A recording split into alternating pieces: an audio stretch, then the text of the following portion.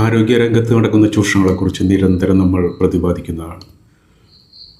Corporate ആശുപത്രികളിൽ അപാകതകൾ സംഭവിച്ചാൽ, അവരുടെ അനാസ്ഥ കാരണം രോഗികൾ മരണപ്പെട്ടാൽ, രോഗം ഗുരുതരമായി ഭവിച്ചാൽ ഇതിനെതിരെ ഒന്നും നമുക്ക് പ്രതികരിക്കാൻ പറ്റില്ല.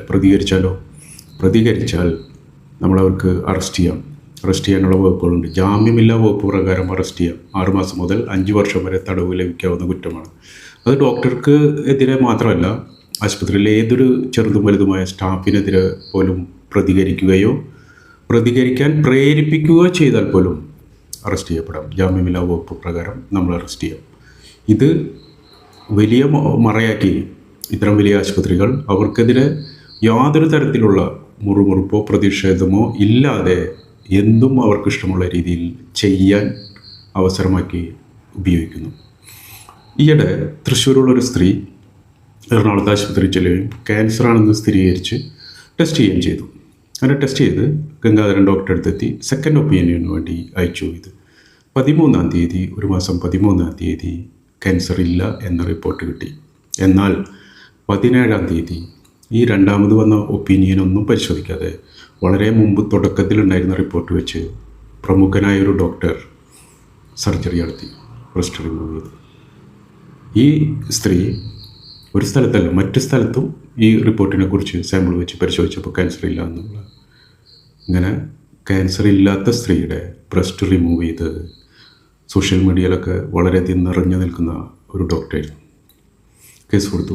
കടവന്ത്രയിൽ കേസെടുത്ത് ആ FIR ഇട്ട് ആ കേസ് നടന്നുകൊണ്ടിരിക്കുകയാണ് പരാതി പ്രകാരം. ഈ ഒരു വാർത്ത വേറെ പലതിലും വന്നിട്ടുണ്ടാകും. ഞാൻ കണ്ടത് ഷാജൻ സ്കറിയയുടെ യൂട്യൂബ് ചാനലിലാണ്. ഷാജൻ സ്കറിയ അറിയാലോ, നമുക്ക് പല കാര്യങ്ങളും വിയോജിപ്പുള്ള, സമൂഹത്തിൽ വിവിധ വിഭാഗങ്ങളെ തമ്മിൽ ചേരിതിരിവുണ്ടാക്കാനും വലിയ സംഭാവനകൾ നൽകിക്കൊണ്ടിരിക്കുന്നതാണ് ഷാജൻ സ്കറിയ. ഒരു തരത്തിലും അദ്ദേഹത്തിൻ്റെ നിലപാടുകളോട് പല കാരണങ്ങളാലും യോജിക്കാൻ പറ്റാത്തത്. പക്ഷേ ഈ ഒരു വിഷയത്തിൽ ഇപ്പോൾ ഷാജൻ സ്കറിയക്കെതിരെ കേസെടുത്തിരിക്കുകയാണ് ജാമ്യമില്ലാ വകുപ്പ് പ്രകാരം. ഇത് ഒരു തരത്തിലും ഇന്ന് ഷാജൻ സ്കറിയക്കെതിരെ വന്നെങ്കിൽ നാളെ കേരളത്തിലെ ഏതൊരാൾക്കും ഇത് സംഭവിക്കാവുന്നതാണ്. കാരണം അത്തരം കൊള്ളയാണ് ആരോഗ്യരംഗത്ത് നടന്നുകൊണ്ടിരിക്കുന്നത് മനഃപൂർവ്വം. വേറൊരു കാര്യമുള്ളത്, മറ്റൊരു സംസ്ഥാനത്തും ഇത്തരം ഒരു കിരാത നിയമമില്ല. നമ്മുടെ കേരളത്തിൽ 140 MLA-മാരും കൂടി പാസ്സാക്കിയെടുത്താണ് ഈ നിയമം. നമുക്കെതിരെ, പൊതുജനങ്ങൾക്കെതിരെ, ഇത്തരം അനാസ്ഥകൾക്കെതിരെ പ്രതികരിക്കാനോ ചെറുവിരലറക്കാനോ പൊതുജനത്തിന് കഴിയാത്ത തരത്തിൽ കൂച്ചുവിലങ്ങിട്ടുകൊണ്ട് എന്തും ഈ കോർപ്പറേറ്റ് ഭീമന്മാർക്ക് ചെയ്യാവുന്ന തരത്തിൽ ആയിക്കഴിഞ്ഞിരിക്കുകയാണ്. നമ്മൾ പ്രതികരിച്ചേ മതിയാവും ഇതിനെല്ലാം എതിരെ.